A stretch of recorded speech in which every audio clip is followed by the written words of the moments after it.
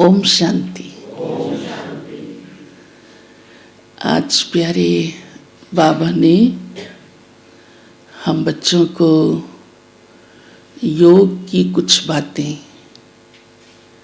जिनका हमारे ध्यान पर रहना बहुत आवश्यक है ताकि हमारा योग का चार्ट अच्छा रहे, वो कुछ एक सुनाई है। और हम सब भी चाहते हैं हमारा योग कैसा होना चाहिए, शक्तिशाली। तो प्यारे बाबा ने कहा है कि सबसे पहली बात तो ये है कि ये ध्यान पर रखो कि मेरी बुद्धि कहीं भी इधर उधर नहीं जाए। अटेंशन रखना पड़ता है ना। कोई भी बात में देखो, हम तब सफलता ले पाते हैं जब उस पर पूरा हमारा अटेंशन हो, कंट्रोल हो, जिसको बाबा कहते चलाए मानी बुद्धि नहीं हो। इधर देखा उधर देखा, ये सोचा वो सोचा। कई तो ये भूल ही जाते हैं कि मैं योग करने बैठी हूँ।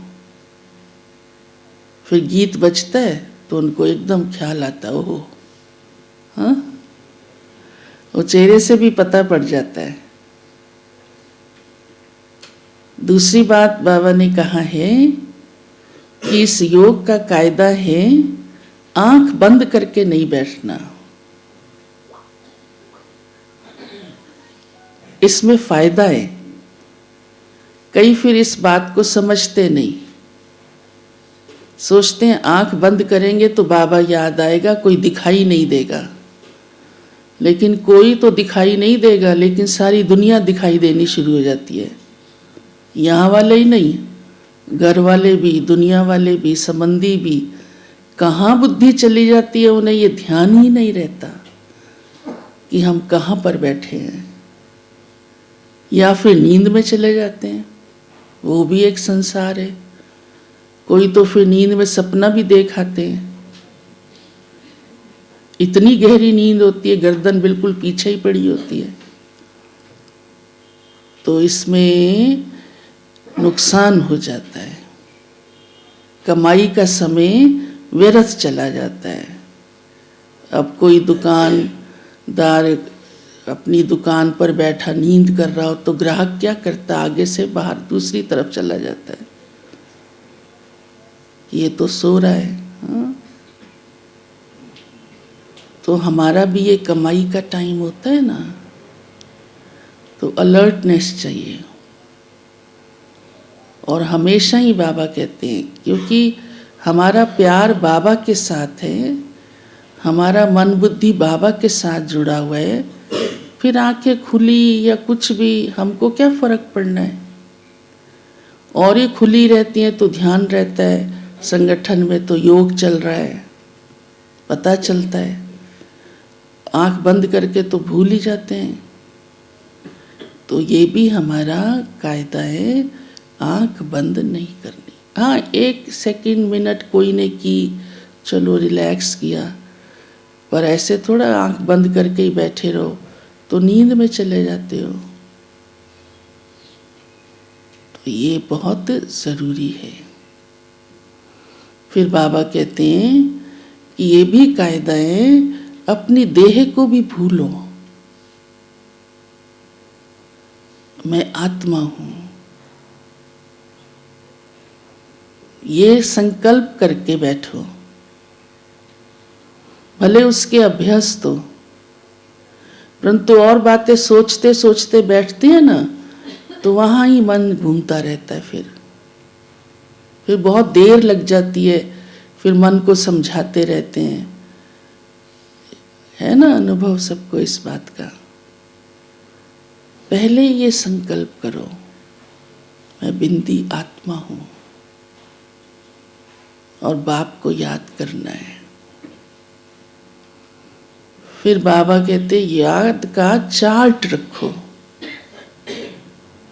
चार्ट रखेंगे तो ध्यान पर आता है कि मेरा योग कैसा है, मैंने कितनी देर आज सारे दिन में बाबा को याद किया। मुझे अपने चार्ट को ठीक करना है। अभी कोई बच्चे की रिपोर्ट बुक आती है, उस पे अगर गुड ना लिखा हुआ हो या बेटर ना लिखा हुआ हो तो माँ बाप को चिंता हो जाती है, बच्चे को भी ध्यान पर कान खींचते हैं, तो वो ठीक करना शुरू करता है। चार्ट अटेंशन खिंचवाता है। तो बाबा इसलिए हमें बार बार चार्ट रखने की बात भी कहता है। चलो कई लिखत में नहीं रख सकती हैं माताएं या भाई भी, आजकल तो बहुत आसान है फ़ोन पर भी रखना। दादी कहती थी अच्छा लिख नहीं सकते हो, बाबा को रोज़ रात को सुना तो सकते हो, बाबा आज मेरी योग की स्थिति कैसी रही। नहीं सुना सकते? सुना सकते हैं ना। तो ये भी बड़ा ज़रूरी है। दूसरी बात बाबा ने आज कहा है कि मैं तुम्हारा ओबीडिएंट सर्वेंट हूँ, तुम्हारी आकर सेवा करता हूँ, पढ़ाता हूँ और वर्षा देता हूँ। फिर मैं निष्काम सेवाधारी भी हूँ, मैं अपने लिए कुछ नहीं लेता करता, मुझे अपने लिए कुछ नहीं चाहिए, ये सब कुछ तुम बच्चों के लिए है। तो हमें बाबा के साथ कितना प्यार होना चाहिए। इसलिए बाबा ने कहा देहधारियों में ममत्व नहीं रखो। देहधारी कुछ देने वाले हैं, जहाँ हक लगता है वहाँ भी पूरा नहीं देते। अनुभव है ना, चाहे भाई बहन हो, चाहे माँ बाप हो या कोई भी हो, हर एक सोचता है मेरे पास ही ज़्यादा रहे। तो खुशी से ना दिया, प्यार से ना दिया, वो दिया क्या? और वो दिया भी अगर प्यार से सारा, तो वो कितना समय, पूरा जन्म भी आप निश्चिंत नहीं हो सकते हो सकते हैं। और बाबा तो हमें 21 जन्म के लिए निश्चिंत कर देता है, खिलाता पिलाता, 100% हेल्थ वेल्थ हैप्पीनेस देता है। तो देहधारियों में ममत्व नहीं हो। देहधारियों में ममत्व होना माना इस पुरानी दुनिया से लगाव। फिर नई दुनिया का सुख कैसे लेंगे? फिर यहाँ रहते भी उस सुख का, उस आनंद का, ईश्वरीय सुख का भी अनुभव नहीं कर सकते हैं। तो ये बाबा की आज की हम सबके लिए बहुत मीठी मीठी शिक्षाएं हैं।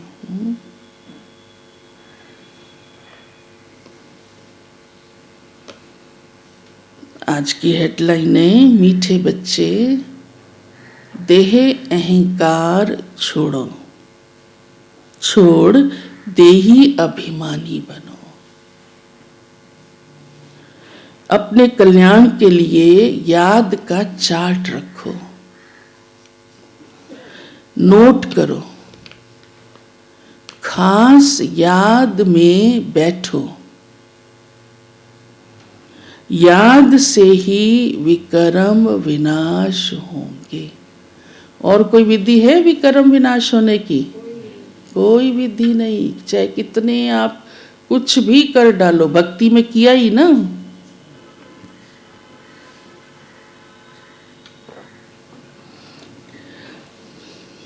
प्रश्न है, बाप ने तुम बच्चों को पहला पहला कायदा कौन सा सुनाया है? पहला कायदा सब कुछ देखते हुए बुद्धि चलायमान ना हो। एक बाप की याद रहे। अपनी परीक्षा लेनी है कि मेरी वृत्ति देखने से खराब तो नहीं होती है। तुम्हें हाथ से काम करते दिल से बाप को याद करना है। इसमें आंखें बंद करने की बात ही नहीं। ओम शांति। भक्ति मार्ग में अक्सर करके कोई सन्यासी आदि जब बैठते हैं तो आंख बंद करके बैठते हैं। यहाँ कायदा है देखते हुए भी चलायमान नहीं होना। माना तो देखना है, दिखाई दे रहा है, परंतु हमारा उस तरफ ध्यान नहीं जाए। अनुभवी हो ना इस बात के, हो सकता है ना, या ये समझते हो ये कठिन है? आप तो पुराने अनुभवी हो, नए नए कोई कहते हैं। हाँ, क्योंकि अगर ये प्रैक्टिस नहीं होगी तो सारा दिन आंख बंद करके रहोगे या खोल के रहोगे? किसका प्रोग्राम है सारा दिन आंख बंद करके ऐसे चलने का? तो फिर इसका मतलब सारा दिन बाबा को कैसे योग करोगे, याद करोगे? आंख खोलकर कहेंगे आदत नहीं है। और बाबा कहता है कर्म करते मुझे याद करो। तो कर्म तो आंख खोलकर किया जाता है ना। कोई भी कर्म आंख बंद करके होता है। तो फिर योग नहीं करेंगे, कर्म योगी नहीं बनेंगे। हाँ, तो फिर आदत कैसी डालनी है? आंख खोलकर।